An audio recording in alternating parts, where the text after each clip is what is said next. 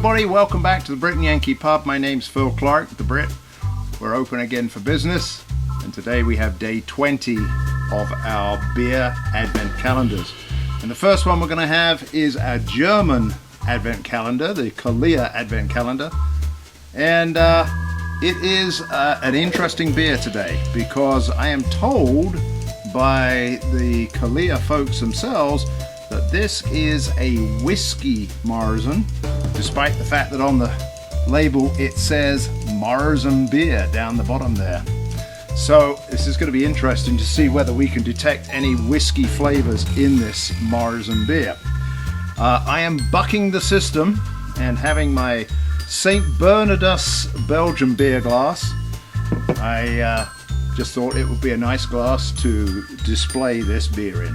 So let's give this a little crack open. There we go. And a pour. Now, as we've learnt from other Märzens, we should be getting a nice copper color. This one is certainly pouring out with a delightful head. Slightly off-white, mildly brown. Oh, look at that, it goes all in. I think that looks pretty darn good. I'm getting a little aroma from it already, so this could be very interesting. Have a look at that. Beautiful, isn't it? That looks good. So, let's see what the aroma's like.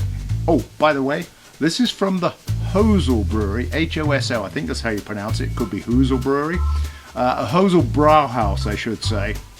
And they're in a place called Mitterteich in Germany. There we go. I'm getting better with this, but oh dear. Oh, let me get some aromas first. I don't want to dive right into tasting it. Now it's died down and I'm just getting a typical Märzen malty smell. Very mild.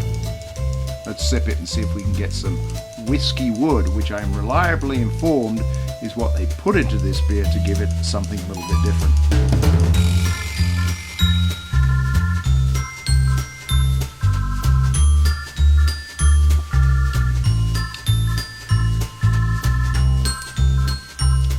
There is definitely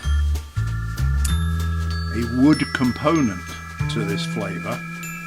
Comes out nice and dry, kind of like when you have oak aged beers. They tend to be a little more dry. I thought at first I got something, and then it kind of went away into that typical Märzen flavor.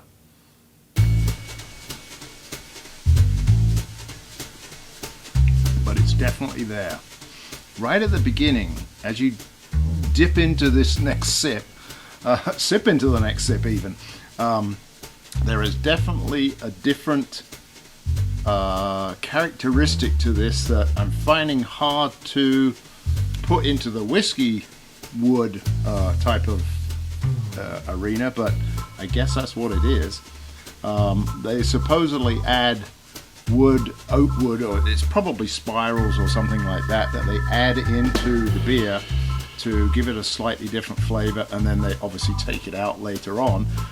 That's a typical way of getting a different type of oak flavor into your beer.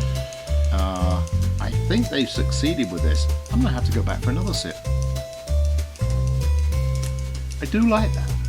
That is definitely the best Märzen we've had to date. I've had to wait 20 days for it. Okay, well, the Hösl Brewery, you've done a good job with your Märzen beer. I think they actually, if you go out to their website, I think they do a whiskey white, which I think must be a Weiss beer. So it sounds like it's a theme that they've got going on at the Hösl Brewery. So I'm going to give that 2 thumbs up. And in fact, if I reach over here, I've got my bell. A definite ding for that one. Alright, we'll see you in a second for day 20 of the Brit and Yankee Advent Calendar, which we'll be putting out in part 2.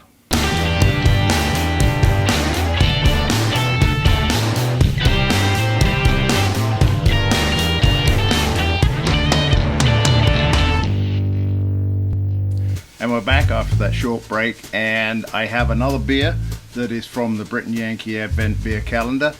And as I've said, this beer calendar was something I put together last year after I'd finished the German beer calendar. And I decided to repurpose the container and put my own beers in it. It seems that I had quite a few. In fact, I've had two, I think, already. This will be the trio of high ABV beers from Buffalo Creek Brewing. And this was one that was specially canned for me by Mike Marr, the brewer. And it is a version of his Belgian Strong Ale called 42K. This is a bourbon barrel aged one. Actually, I think it might be a brandy barrel aged one.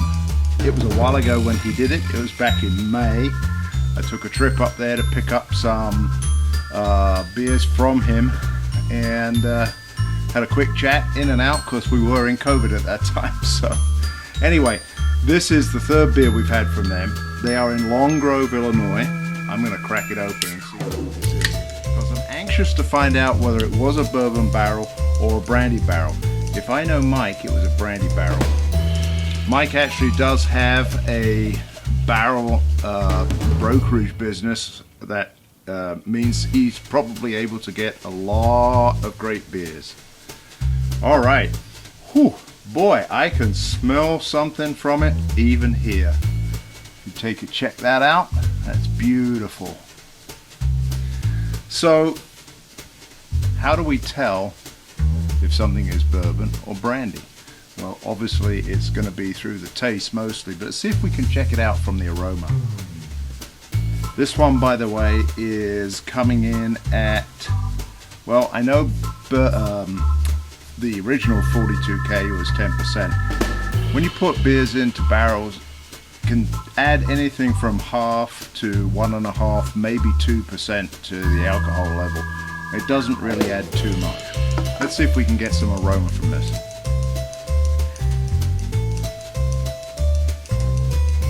At this point, it might be bourbon, but I think it's brandy. Let's taste.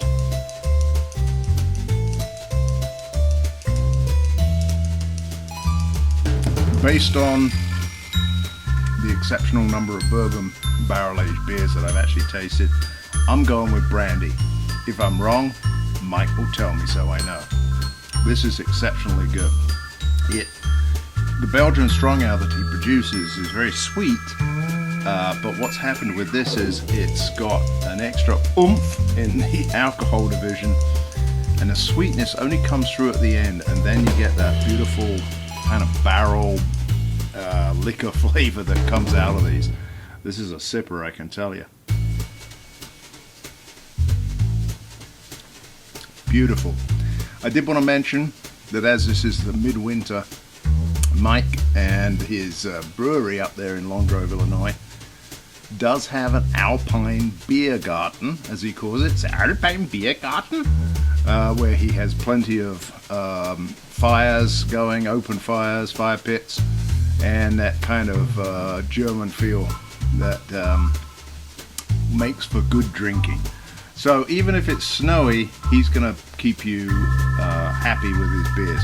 This one will definitely keep me happy because the warming effect of this is quite incredible. I'm starting to feel it already. I only had a couple of sips. Well, Mike, really, really good job. Cheers to you. I don't think I've got any more of your beers. We'll find out. There's only a few more days to go. 4 more days. Take care. We'll see you next time. Cheers. Oh, I didn't ding it. Where's my dinger? There we go. I'm going to give this a double. Beautiful. By the way, just a little point. This bell came from a hotel in Chicago. It is one of the original brass bellhop bells. So maybe somebody will come and get my luggage. Bellhop? Thank you. Yes, I'll come and take my can. Thank you very much. See you next time.